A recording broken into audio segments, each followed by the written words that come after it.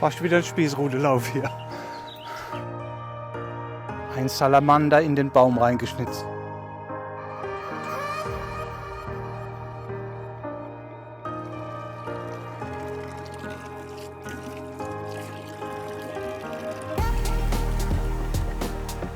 Hallo Leute, Neues von Ola. Ja, der Johannisbrunnen hier ist eine Etappe unseres heutigen kleinen Rundweges, unserer Wanderung hier im Pfälzerwald.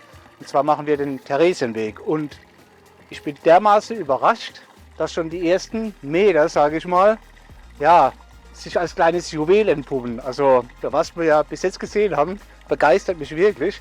Deshalb lade ich euch herzlich ein auf die kleine Wanderung. Viel Spaß damit!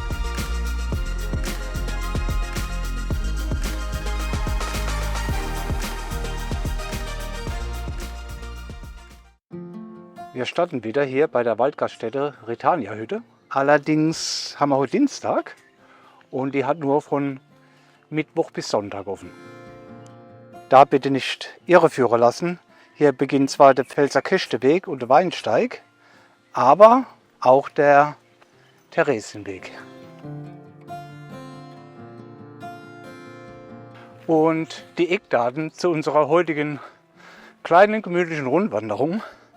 Es sind gerade mal etwas über 5 Kilometer und wir werden so eine Stunde 45 unterwegs sein bei roundabout 550 Höhenmeter. Also nichts Großartiges. Ja, weil wir haben unter der Woche Dienstagnachmittag und so eine kleine Feierabendrunde nenne ich es mal wieder.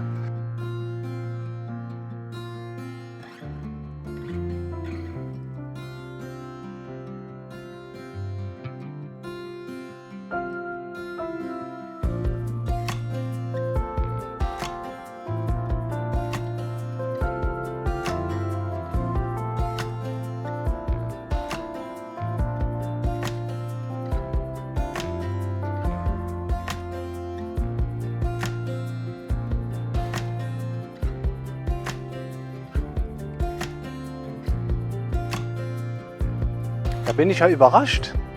Das hätte ich ja nicht gedacht, dass hier auf dem Weg so Skulpturen sind. Das habe ich bei der Wegbeschreibung überhaupt nicht gesehen.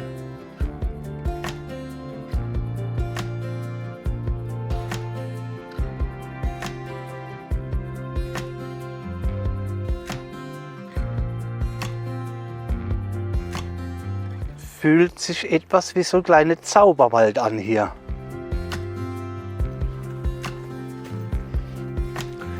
Ja, und Namensgeber dieses wunderschönen Theresienweges ist die Frau von König Ludwig I., die Theresia. Nach ihr ist dieser Weg benannt, weil die ja, zu ihrer Zeit sehr gern die Ortschaft Roth besucht hat.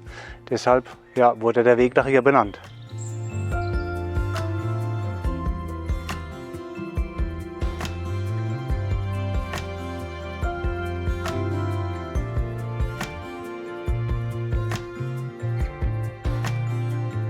Wir laufen momentan etwas oberhalb auf dem Originalweg entlang, diesen schmalen Weg, wo diese, ja, ich sag mal, diese kleinen Häuschen stehen, ob das Burg ist oder Puppenhaus oder.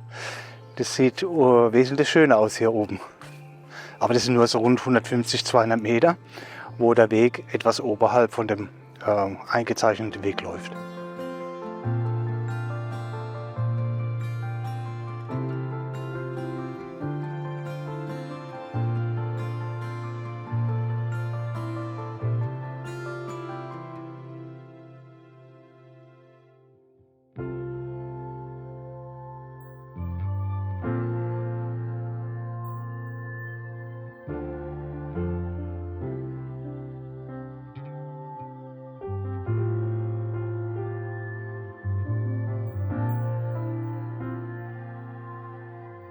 Aber wirklich sehr, sehr süß gemacht hier. So alle paar Meter könnte man stehen bleiben.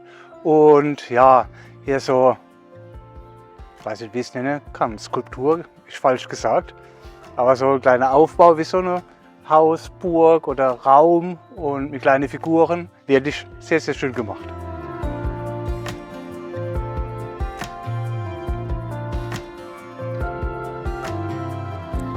Ein Salamander in den Baum reingeschnitzt. Das ist ein schöner Weg, oder?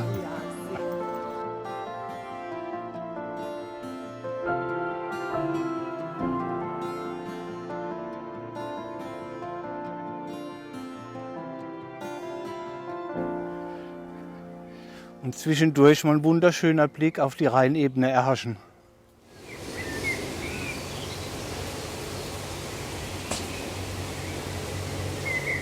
Hier im Hintergrund sieht man den Kirchturm von Weiher. Da waren wir dieses Jahr schon mal in Weiher mit dem Wohnmobil und haben da einen Landvergnügen-Stellplatz erhascht und haben hier eine tolle Tour gemacht. Die blende ich euch auch mal oben ein, beziehungsweise auch unten in der Beschreibung.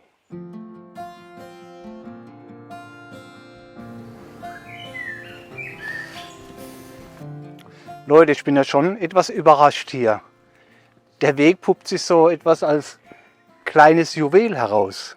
Hätte ich nicht gedacht.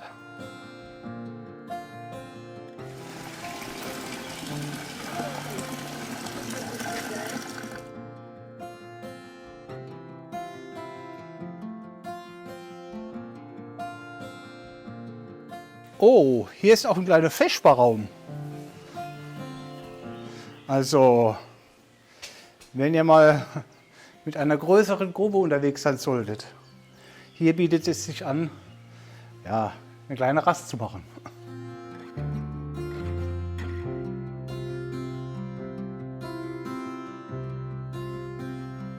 Jetzt weiß ich noch nicht, ob wir rechts rum müssen oder hier geradeaus weiter.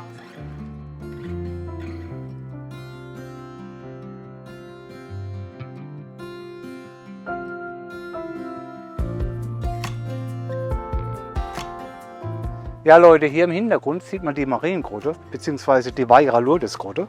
Die wurde, ich glaube, 1908 errichtet und 1934 erweitert. Und wirklich sehr, sehr schön angelegt hier mit Blumen, Bänken außenrum, wo man sitzen kann, wo manche Leute hier kommen, beten oder ja, Lourdes anbeten. Also wirklich sehr, sehr schön gemacht hier.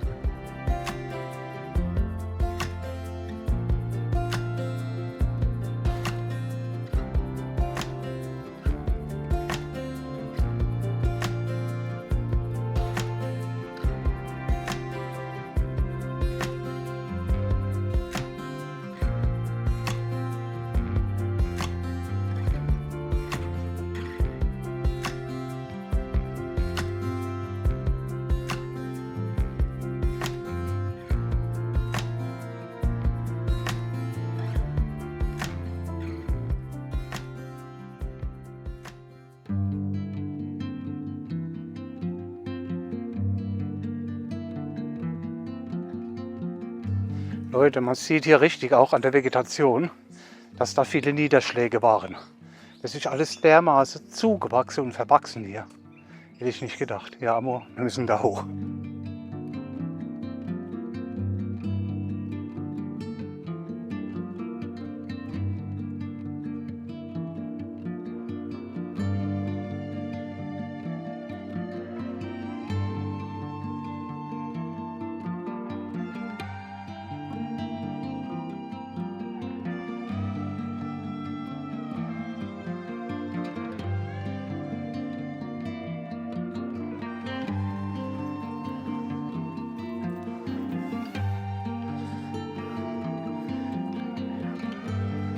Meine Herren, ist das verwachsen hier. Jo, durch den vielen Regen, das momentane Klima, hat da einiges dazu beigetragen.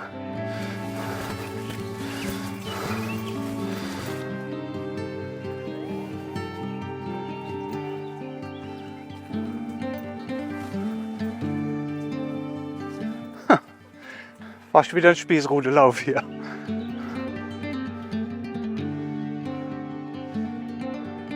Heute kann man weit sehen, gell? Das Teilstück, welches wir momentan laufen, ist eigentlich auch das schwierigste Teil, beziehungsweise der Anstieg zum Schweizer Haus ist der schwierigste Teil auf der Wanderung.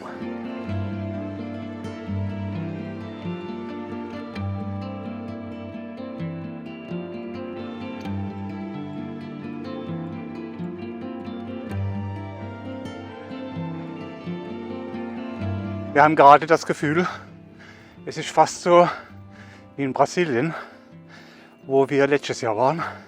Falls ihr noch nicht reingeschaut habt, ich verlinke euch mal die Playlist. Könnt ihr gerne mal reinschauen. Da sind ein paar interessante Wanderungen dabei.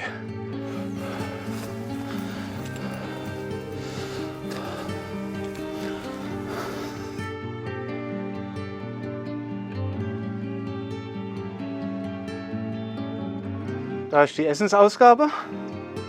Öffnungszeiten Mittwoch, Samstag und Sonntag. 11 bis 16 bzw. 11 bis 18 Uhr. Aber sieht mal sehr schön aus hier.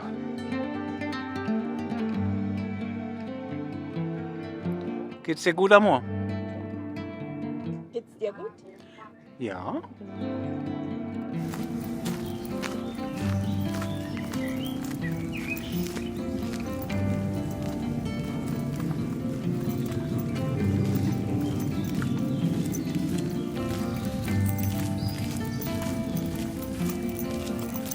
Ja Leute, ich muss zugeben, wir haben es mal wieder verlaufen. Wir sind diesen breiten Weg als weitergelaufen, weiter und immer ein bisschen so bergab, bis wir quasi kurz vor dem Parkplatz waren. Jo, ich sag mal, so 200-300 Meter sind wir zu weit gelaufen. Jetzt sind wir wieder zurück und hier geht es links ja, in den richtigen Weg rein. Aber man hat es halt kaum erkannt, weil ja keine Wegkennzeichnung oder die Wegkennzeichnung nicht direkt hier am Abzweig war leider. Da ist die Kennzeichnung vom Weg. Ja, aber allerdings muss man sagen, haben wir das wirklich nicht erkennen können. Da vorne sind wir hergekommen und es ist hier... Vielleicht hat da den Baum da, hast du gesehen? Nee, muss ich mal gucken. Hier sind wir eher auf dem etwas unspektakuläreren Weg.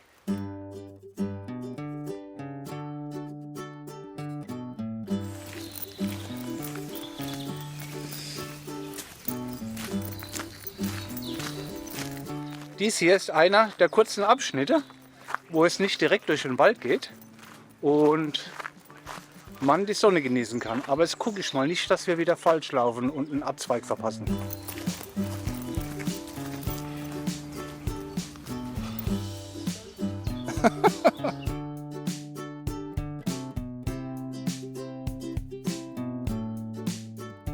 Da gab es wieder Sturmschäden anscheinend. Oder der Boden viel zu durchnässt, durchweicht und dann hat es den Baum zerlegt.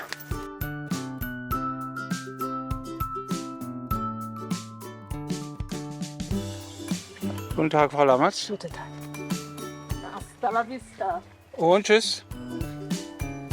Ja Leute, wir sind quasi wieder am Startpunkt angekommen, am Auto. Wir sind da an der Retania-Hütte losgelaufen. Ja, und ein paar Worte zur heutigen Wanderung. Also für mich war sie zweigeteilt, muss ich sagen. Also am Anfang hat mir sehr, sehr gut gefallen, der schmale Weg mit diesen ja, Figuren, diesen kleinen Häusern, die Schnitzfiguren. Das war schon sehr, sehr spannend. Und auch dann der Brunnen, jetzt weiß ich gar nicht mehr den Namen. Mariengröte. Ne, das war die Grote. Den Brunnen, den wir vorher warten. Ah, so. Ich finde den Namen noch raus und blende noch mal ein. Das war sehr schön. Auch dann, ja, ich sag mal, diese große Hütte, wo man ja, eine Rast machen kann und Picknick machen kann. Die Mariengrotte oder die Lourdesgrotte von Weiher, die war auch sehr schön angelegt.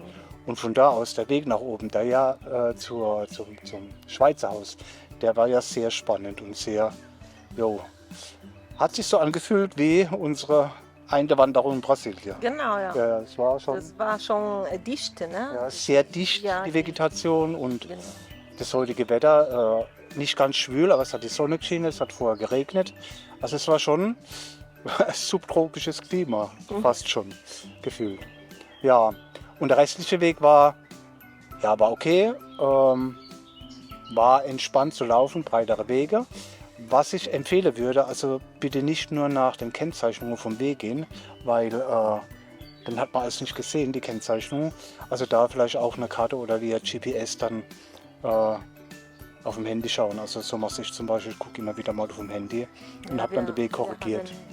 Wir haben uns mehrmals, ne, verirrt. Ja, also 2, 3 Mal verlaufen, waren dann Genau. oberhalb vom Weg, also ein Parallelweg, weil irgendwie von der Auszeichnung hat es nicht so gepasst. Aber Schweizer Haus hat uns gefallen, leider war es halt so, hat nur Mittwochs, Samstag und Sonntag offen, aber hat mal schön ausgesehen. Also ich glaube, da können wir auch mal hingehen, mal einen Pfälzer Teller essen. Genau. Oder so. Ich Ja, weiß nicht, ob das sowas hat, aber ja, Pfälzer Waldverein. ja. Häuser haben wir eigentlich sowas. Ja, aber als Feierabendrunde nachmittags allemal, also eine schöne Tour. Sehr, sehr viel Vegetation durch die vielen Regenfälle. Also das hat mich sehr verwundert, das habe ich so noch nicht kennengelernt im Pfälzerwald. Aber ja, hat Spaß gemacht. Das war's dann für heute. Bis zum nächsten Mal. Euer Norbert. Und nie wir. Macht's gut. Ciao.